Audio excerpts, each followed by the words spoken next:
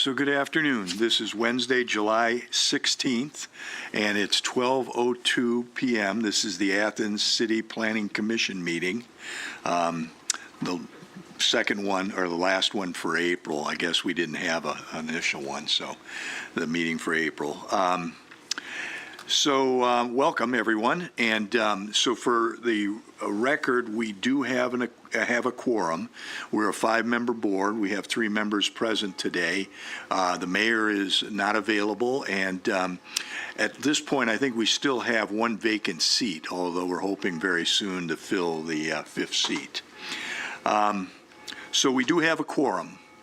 I would like to ask anyone who's present who plans to speak or might speak to raise their right hand for me and support the statement I'm going to make, that all the information that you will provide this commission today will be true to the best of your knowledge.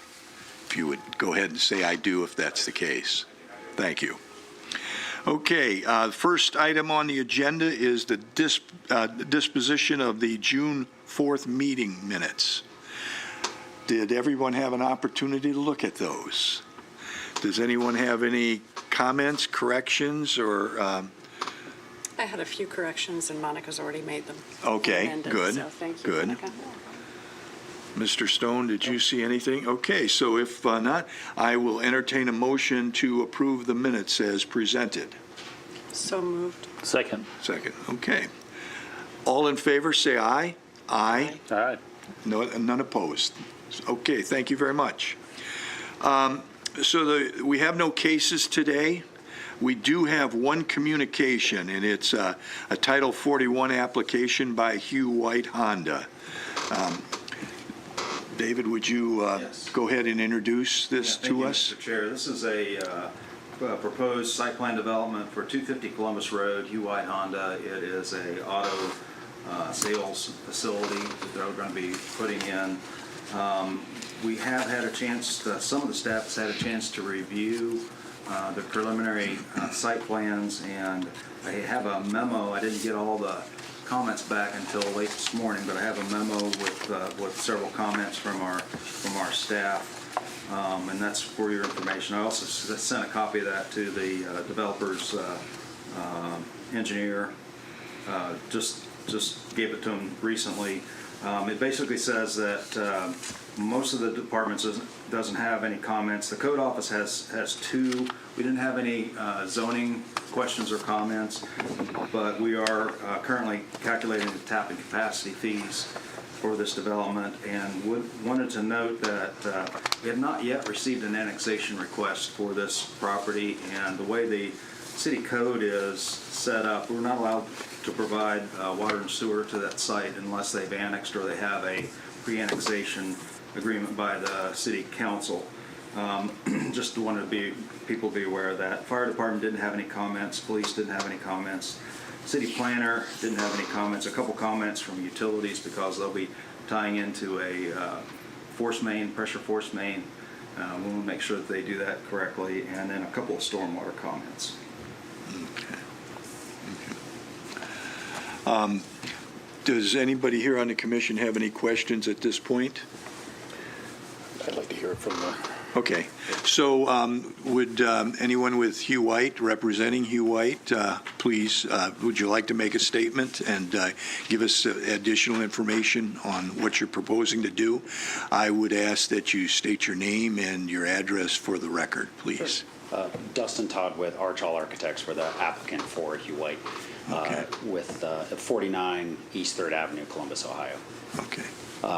So happy to present this project. We're looking to do a new roughly 24,000 square foot dealership, including showroom and service department, just to the north of the existing building.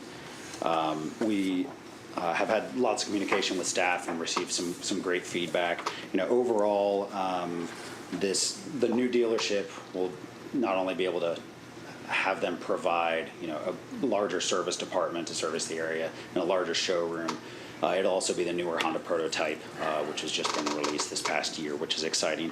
Overall on the site's getting raised quite a bit. Looking at the existing site as you come in, it drops quite a ways from Columbus Road. That's going to get raised up to get it out of the floodplain. And we can get into answer some more questions about the storm if you guys have any. We are aware of the annexation and combination of some properties that we need to take care of, and we're working with ownership to get that addressed moving forward. So I'm here with some representatives with Hugh White and with our engineers. We're happy to answer any questions that you have. Okay, thank you. Mr. Stone or? Sure, and this is a question, I suppose, for you or for the code office or both.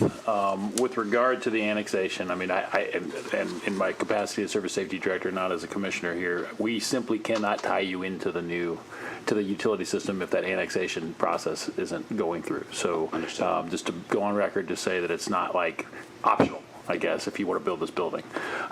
That said, question on parcels and the way things are lined up now. You have that kind of strange triangle-shaped parcel that's out of the city, and then it'll be annexed. And the parcel line, the way that I see things being drawn right now, if I'm reading this correctly, goes right through the middle of the building. Is the plan to resurvey this and combine everything into one parcel, or is it to create basically combine everything and then do two parcels for the two buildings? And to that point, and if it was all going to be on one parcel, would this be a PUD that we would have to, because it's two buildings on one parcel? And so I guess I'll let you answer first, and then let David answer beyond that. So we are planning to, there are three on the site, three different parcels. One of them, which is the annexation conversation, is that northeastern kind of triangle parcel, which we need to get that piece taken care of.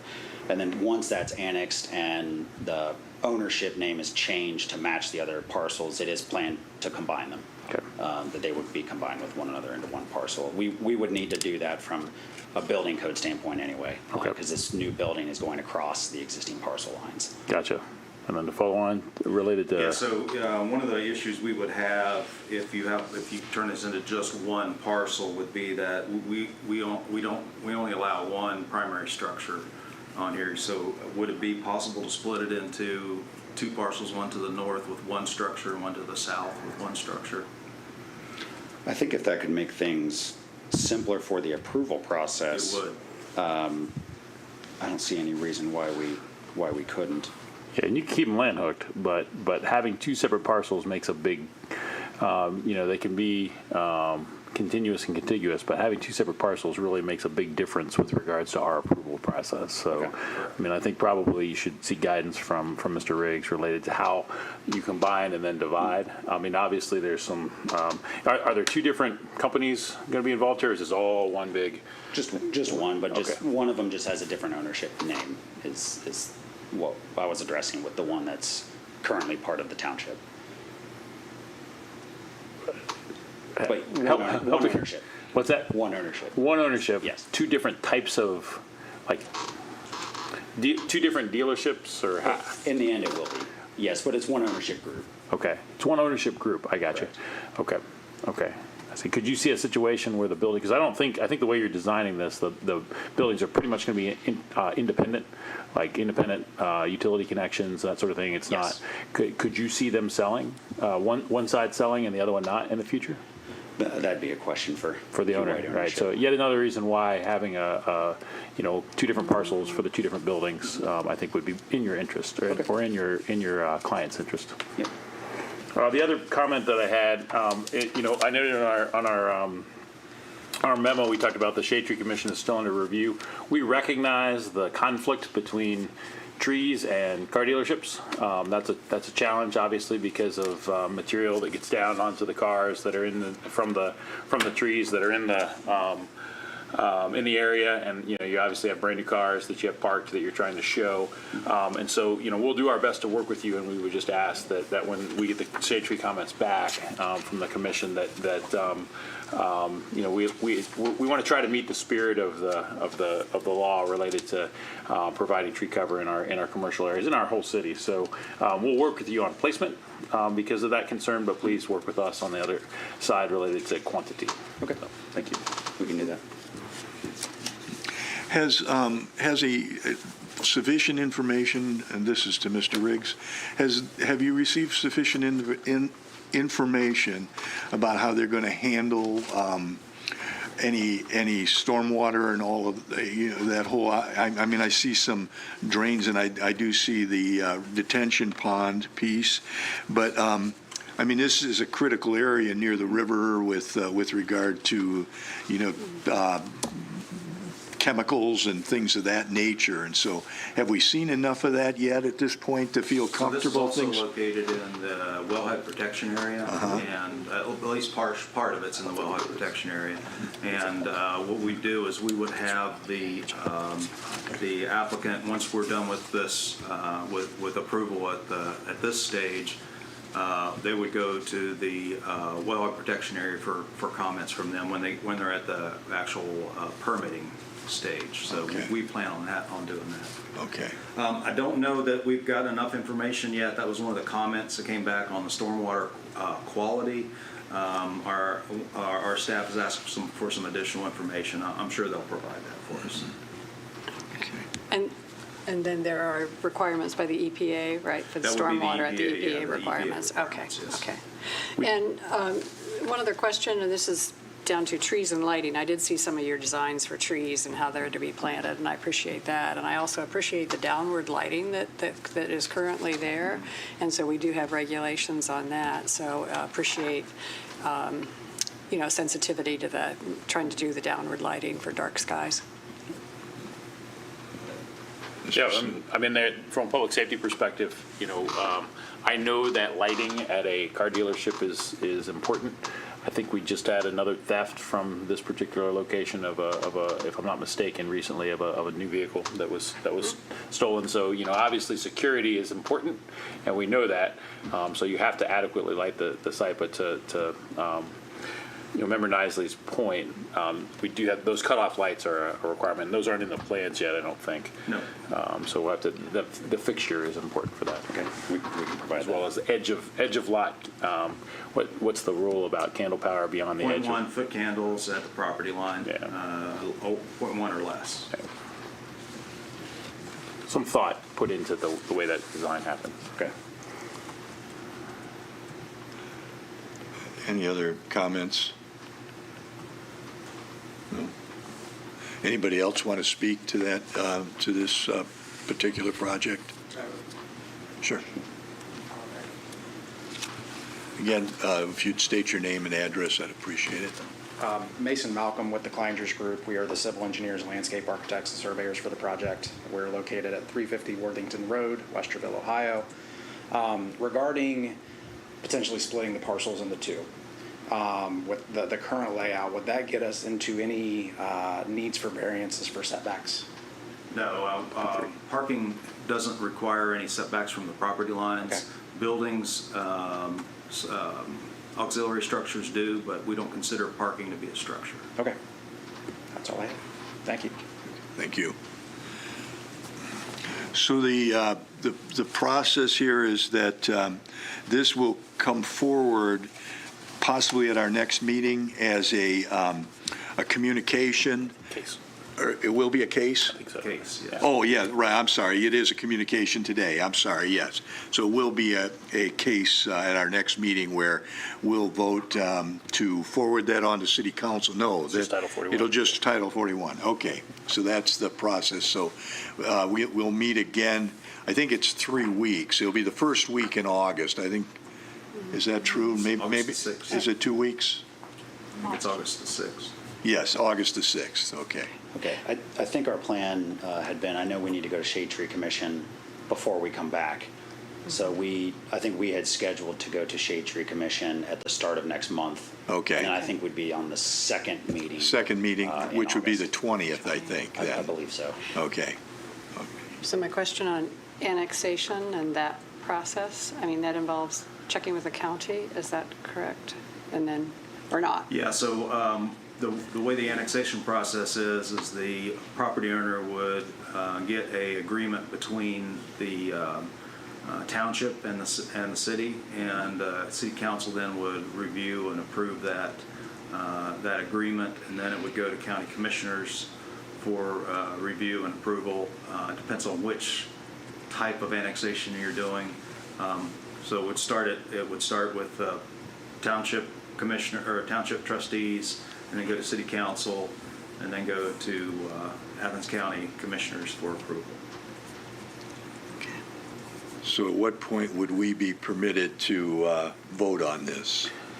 I would argue, and I guess I'd kind of defer to the law director if we had to, but that we could, understanding that the intent is to annex, we could, approve with Title 41, go through our process, approve Title 41.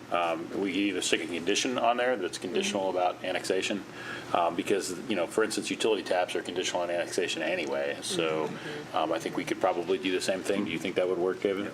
Yeah, you could do that, or you could approve it and then hold up at the at permitting.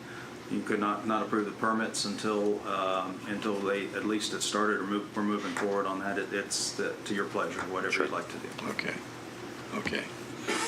So basically, then we're talking about potentially reviewing this at the 20th meeting. Then, assuming you get to the Shade Tree Commission and Yes. have some kind of a plan there. Okay.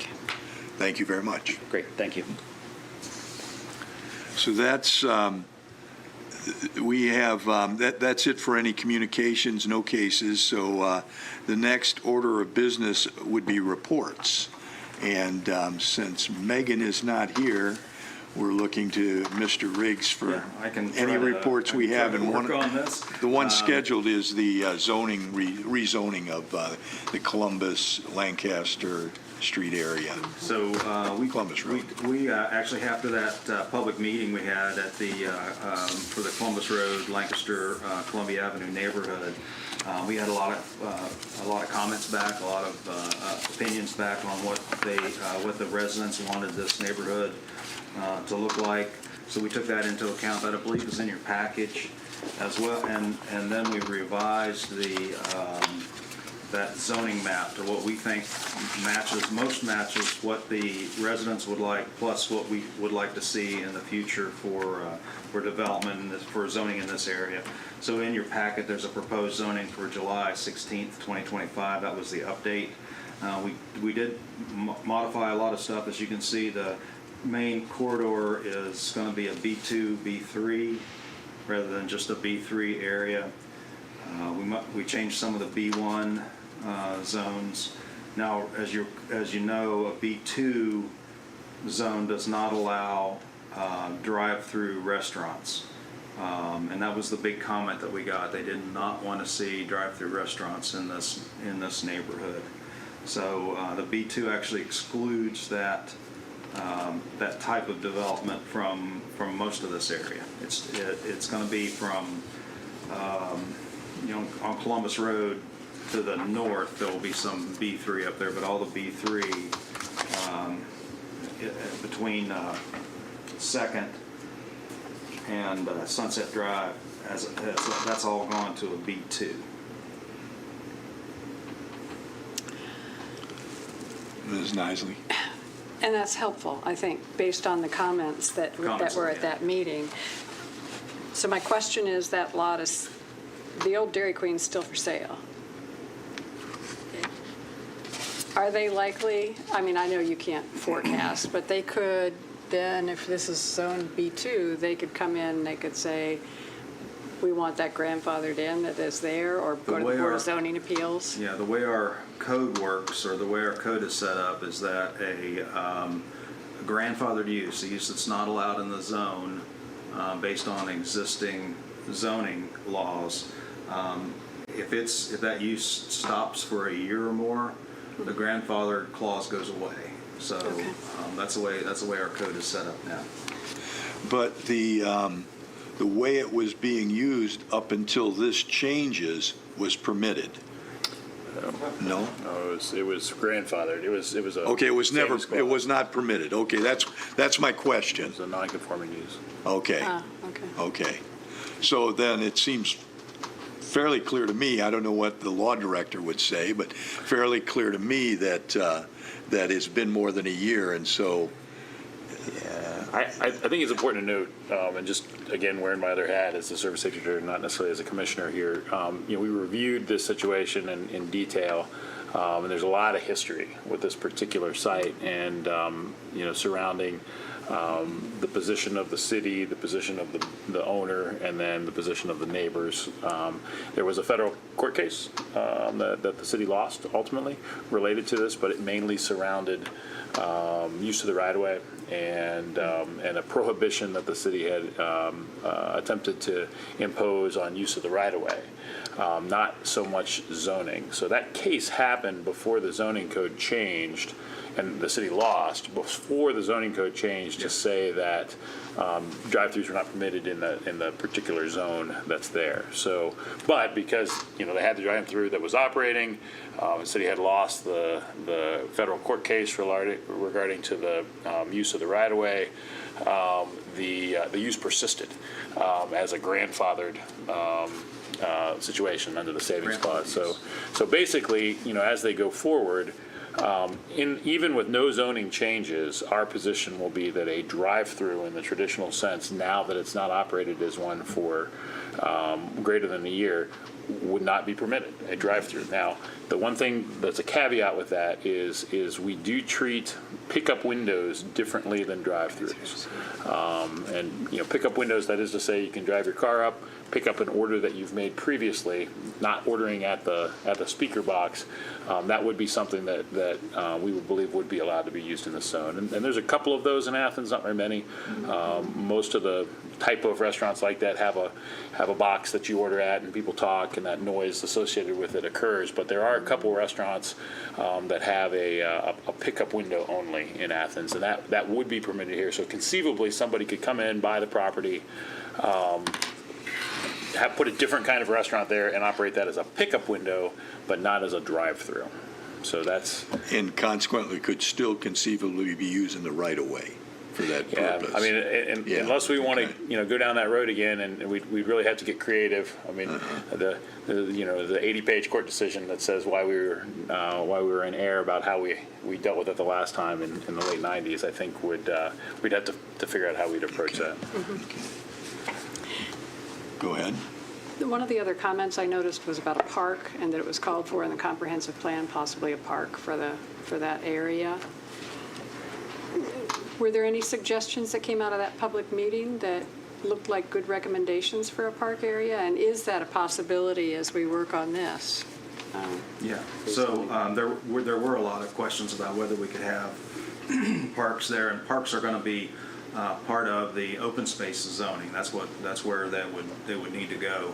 Although if it's a city-owned or maintained park, we can override our own zoning to put parks in basically any zone we like. But there was no specific location that I heard or that I saw in the feedback of where they would like to have a park. Just that they would like to have a park in this area. So, and the open space right off Columbia, is that all the cemetery at this point? That's all the cemetery. Yes. And there was some discussion about a park maybe in conjunction or around the museum that is there, the Children's Museum. Most of that area is actually located in the city's public right-of-way. Okay. Yeah.